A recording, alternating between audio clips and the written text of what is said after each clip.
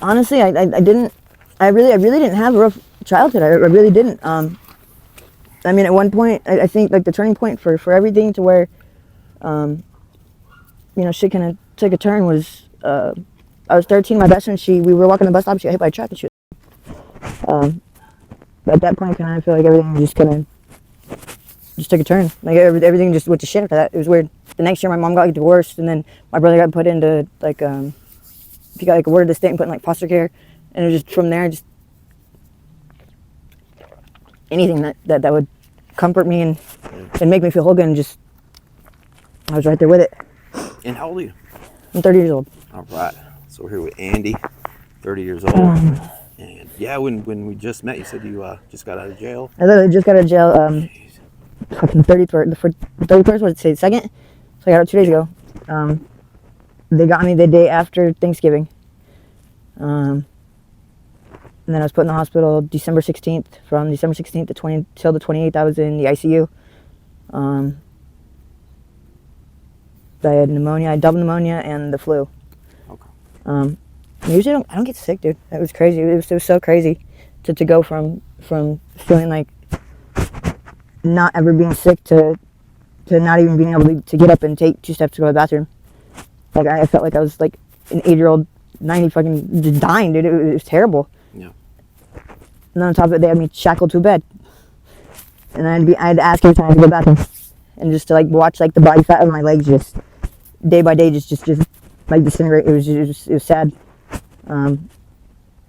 Usually healthy, I'm like 150 pounds, dude. I think after I got out of the hospital, they weighed me, and I was like 118. How come they had to strap you down? Because I was incarcerated, because it's protocol. I have to be at least, when you're in the Department of Corrections, even at the hospital, you have to be at least... when you're at the hospital, have you cuffed? Oh, okay, I see what you're saying. Okay. I was thinking the infirmary at the jail. Okay. Well, so after I got out of the hospital, they put me in the infirmary, and they put me in my own. I said it was timeout because I was in the corner, but they put me in my own cell. I didn't have a TV, I didn't have anything, and I was in 24-hour lockdown because I had respiratory issues, because my body's still healing from the pneumonia. I mean, like when I was in the hospital, they were giving me breathing treatments every 4 hours. They had me on antibiotics, IV antibiotics every couple hours. They were taking my blood every chance they got. It was, I mean, then it was funny because I'm like, well, why are you guys taking blood now? Well, we gotta check your electrolytes. My electrolytes, huh? Go for it. Do whatever you're gonna do. Whatever excuse you've got for me. Wow. Yeah, it was absolutely mind blowing, and like I said, for my body to take a toll from that. But I mean, even at the jail, it was ridiculous how long it took them to finally take me seriously, for them to finally call like an ambulance and get the readings from like one of those little pulse ox things that they were saying the oxygen that was going in my brain wasn't even at 80%, to where, and that's damn near borderline like brain damage. So when they called the ambulance and they could hear like my lungs, I could not catch my breath. I could not do it. And the day before, I went to medical, and they were like, okay, you came up negative for the test, and you're going to get charged for this visit, so we're going to charge you $10 because you came up negative for COVID, came up negative for the flu, and you came up negative for a cold. So we're charging you for it. And then it was the very next day I went back to medical, because I was like, look, I can't breathe. Like, I really, really can't. I'm not one to cry like wolf, like I'm not. Like, I don't like the doctor. I don't like to be fucked with. I want to be left alone. Like, maybe one of those, just sleep it off and you'll feel better. No, dude, I could not breathe. I could not breathe. I was physically drowning in my fucking mucus. My lungs were filling with mucus and shit, and I could not breathe. Yeah. It's gotta be extra scary too. I mean. Well, I didn't realize the severity of it until they had put me in the back of the ambulance. They put me in oxygen. They put the IV in, and when the fire truck had pulled out, stops traffic, and then the ambulance, the sirens go on and the lights go on, and they're on the entire way to the hospital. I was like, oh, so I'm like dying. Okay, cool. Now I know the severity of this right now. Oh man. Yeah, that's when reality kicked in for sure. But even then, I've never even been in the hospital like more than a day. So for them to put me in the ICU, and then for 12 days, and then for them to knock me out cold for a few days and have a machine breathing for me was, and then they didn't even alert. They did not even call my mom. They did not even call my emergency contact from the jail. Like they're supposed to alert somebody, dude, because Yeah. Did That's what what I think too, yeah. And apparently, like, because my girlfriend was reading how many cases that even just Pima County themselves have had, how many inmates have just died because they don't do shit about anything. Yeah. You know, somebody cries wolf and they're fucking just like, you're fine. And they shrug them off and, you know, turn their blind eye, and then, you know, it's absolute, the numbers are absolutely mind-blowing, dude. Right out of high school, I went out to my first apartment, not even knowing the area and shit. It was kind of just one of those places that it was like a same-day move-in thing. I did a Dodge and Flower at the Oasis. I had signed a lease. It was like a year lease. It was like $500 for the one bedroom. So me and my girlfriend had the keys that day. We had moved in, and we didn't even do it. We didn't even touch that or anything at that point. And then it was kind of like random people that, you know, people are nice, whatever. Fucking they'd ask, you know, can I get well real quick, you know, whatever here, and you know they. You know, give us a piece, and that still, even to this day, like that smell of vinegar just makes me gag. That heroin smell, and then eventually, like, my body fell in love with it. Oh. But if I smell it now, I'm like, ugh. What the fuck was I thinking, dude? But it's absolutely mind-blowing because I was addicted to heroin for 3 years. Got clean off that. I think I was clean off that for about 4 years, and then I turned around and my sperm donor. He'd gotten in contact with me, and he'd started picking up 1,000 pills for me at a time. He'd give me $1,000 for them, and he would only expect 800 pills back. So I'd pocket 200 pills, and then I'd get pills at whatever price I got them at. And I wasn't paying $1,000 for them. So I had to make some money off it, and then on top of it, I'd, you know, take a couple hundred pills for it. Yep. Shit, win-win. Don't talk to him to this day. I haven't talked to him in over a year. He got caught running his pills across the border. Stupid ass. You still talk to mom? I do. Okay. I do. My mom. I feel like I'm like such a different. Like, my mom will always love me, and she tries so hard to understand. But my mom's not an addict. She never has been, and she tries so hard to understand. Yeah. Like, and I love the fuck out of her for it. She doesn't judge. No. No, that's good. That's good. My mom's good people. So she got a good heart. Shut up, mom, dude. Mine's the same way. Like, absolutely. They should have wrote me off a long time ago. Yeah, long time ago, dude. So much dirt, dude. And they were, like, as sad as it sounds, they were like my main lick. I stole my mom's scrapbook, pawned my dad's golf clubs. I should still be locked up for some of the stupid shit I did. That was one thing, you see, and I never stayed with my mom. Was smart enough to not let, like, and even my mom never being an addict, her knowing, okay, you know, an addict's gonna do what an addict's gonna do to get their fix. And, you know, if you're not helping yourself, I'm not going to help you type thing. Mm-hmm. But when you're ready to help yourself, I'm right here. There you go. And, you know, I love the my mom for it. You know, anytime that, you know, I ever need anything, you know, I call. If I'm hungry even, Mom, and she'll order me food. So are you living, are you homeless right now? I just got out of jail 2 days ago. Kind of in the mix of shit right now. So I've got a roof over my head. I'm staying over there next to the base. But, who knows how long that's gonna fucking last? It's like a sober living type thing. So it's a housing development that they've got, like, in the makes for people that are homeless, that a friend of mine got in there. Her and her daughter got into it. So it's really nice, like 2-bedroom, like, townhome. So I'm kind of crashing on her couch, like, around it, just for the time being. But I mean, hopefully that ball gets rolling, and they'll at least put me into a 1-bedroom, because it's how it goes. I guess every person that lives in the house, it's, you know, each person gets their own room, yeah. Which I think sounds good to me, man. Shit. But honestly, just a damn roof over my head, just a stable roof over my head at this point. Sounds good. I mean, like I said, they go based off of income, and you have to be homeless to qualify to even be put on the wait list. What's been the scariest time of your life since you've been running the streets? Shit, running around out here, dude. Fucking, not even having to get myself well and, like, not be dope sick. It's more or less like stay warm, keep food in your belly, and more or less keep your eyes open, like, at all times, because a lot of the people out here will do some really. A lot of people have been dying lately, dude. I remember there was some kid that overdosed a couple months back. And they, like, threw him out of this little camp, and he fucking ended up freezing to death. Like he overdosed, and they're like, they got mad at him and they like threw him the out of the camp, and they ended up finding his body the next day, frozen, dude. And it was absolutely mind blowing. He was 18 years old, dude. 18 years old. I mean, down the fucking street, there's a QT. I remember I was in the wash, probably like 100 feet from there. I heard shots. So I was like, oh, I'm gonna go be nosy, bitch. So I go walk by, and the security guard had shot some guy and killed him. Emptied his whole ass fucking clip because some guy was arguing with his girlfriend, and he shot him in the foot.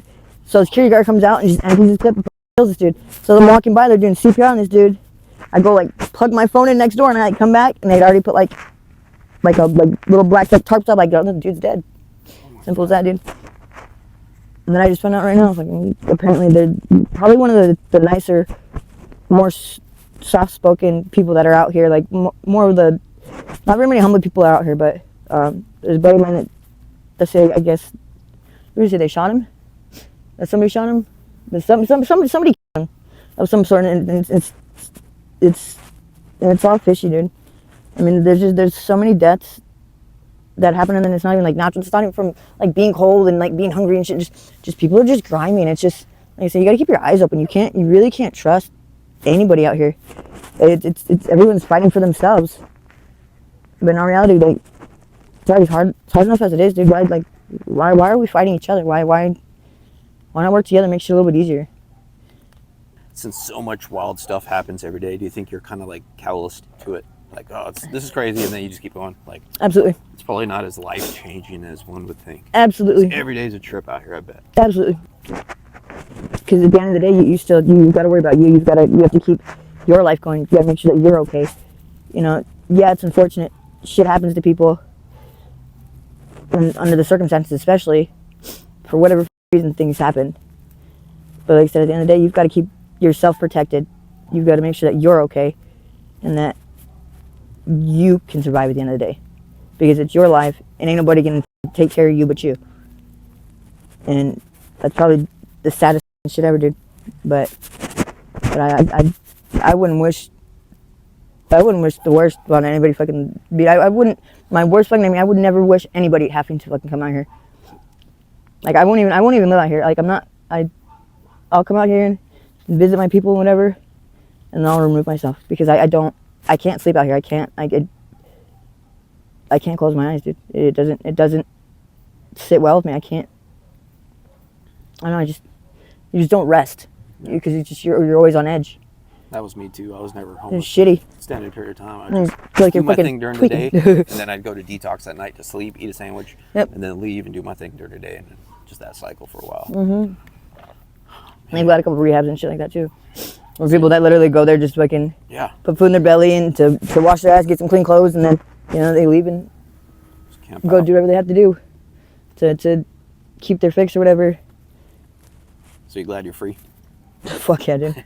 Oh my god. I honestly, and I've been in jail a few times, but my god, dude, this last time, I think being in the hospital, even for just like Christmas, and then not being able to call my family, was probably like the shittiest, most lonely feeling, and then feeling like I'm dying at the same time, like not even being able to take 2 steps to the right to go to the bathroom without being out of breath, having oxygen on, and just like, I legitimately felt like I was dying. Like, I felt like I was not 30 years old anymore. I felt like I was like 90, like going on like 200. I ain't never been on oxygen before. That shit sucked. I've never had a bitch had to give me a bird bath before. You know how embarrassing that is? Oh man. Oh my god. Damn. It was, and I mean, luckily, like they were like nice nurses and shit. They're real professional about shit. But it's still, yeah, that's embarrassing, bro. Ain't nobody want to wash their ass. How is it being dope sick in jail?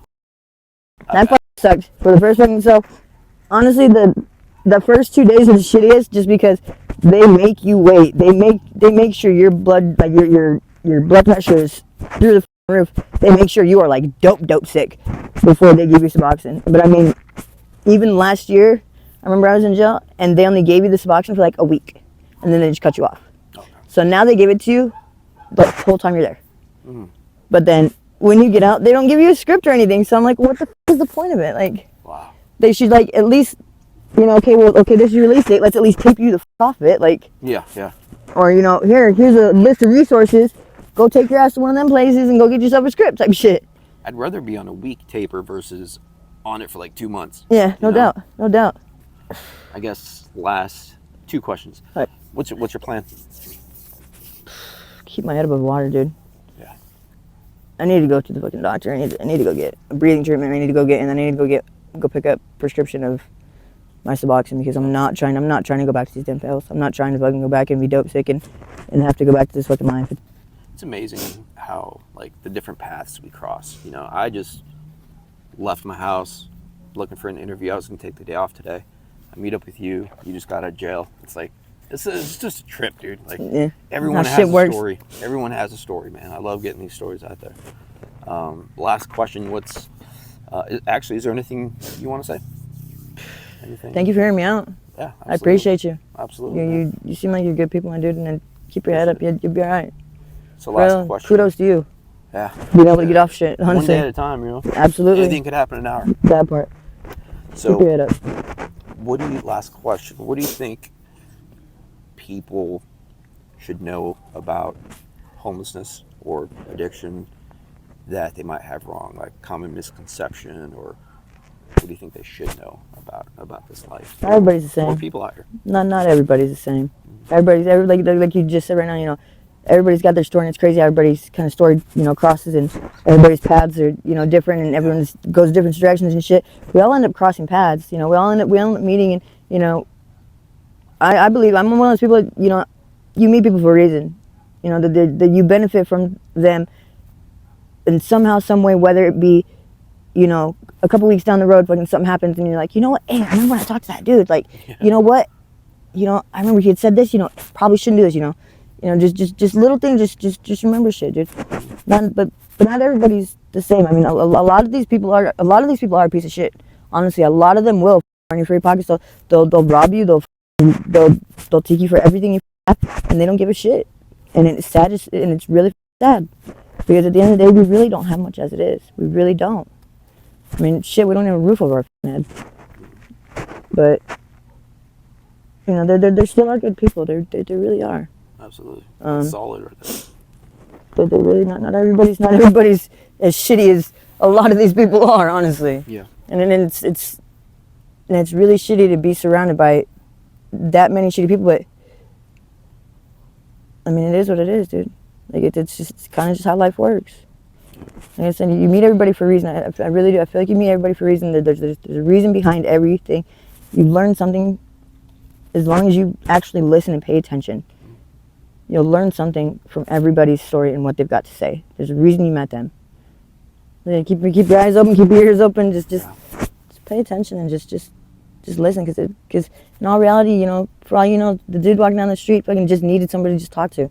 Maybe he was on his way to go kill himself, and he just wanted somebody to talk to, somebody to just vent to, for somebody to actually just hear him out and feel like somebody cared. So he didn't go do that. Sometimes that's all it takes, dude. Letting somebody else, like, if I can help anybody, dude, shit. Let me know. If you see somebody listen, if you see your shoulder fucking crying, you need a hug, let me know. Yeah. I don't mind listening. I don't mind helping anybody. I mean, to the best that I can. Like, I've got it, you got it. Like, I got you. Right on. Well, it's awesome meeting you. I appreciate your story. Thank Keep you. my card if you ever have any updates you want to share, or if you ever just want to do a follow-up, just hit me up. Oh, yeah, absolutely. Cool. Oh, I don't think you actually give me your card. I did. Oh, you got it? Okay. Oh, she's got it. All right, thank you, Andy. I appreciate it.